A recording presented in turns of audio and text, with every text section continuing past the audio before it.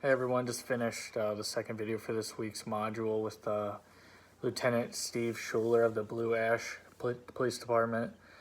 And he had an extensive video. It was a good information-filled one.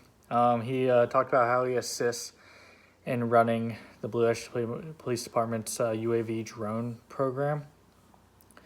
And he also talked about how there's a lot of different instances and events that the drones can be used for.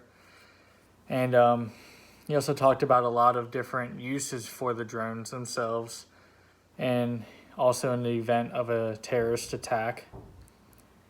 He also talked about how terrorists can often use drones and they can be very effective with it. There's a lot of different ways they can cause damage and harm to others with drones.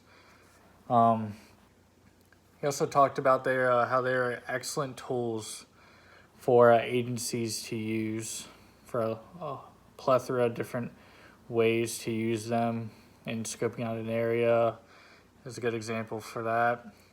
He also talked about how the military has been using drones for a long time, and they've been very effective. You have the UAV drones, Predator drones, so on and so forth, a lot of different types.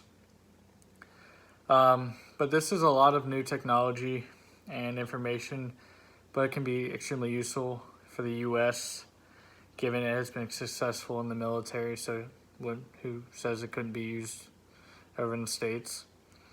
It also has to be, they also have to be very careful because terrorists and criminals are also able to use their drones as well, right back at them.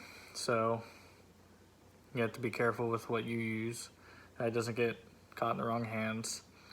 And this also relates to my community because there's a lot of air traffic in the area with CVG just across the river. Planes come over my area quite often, then Lunken Airport's not that far away as well.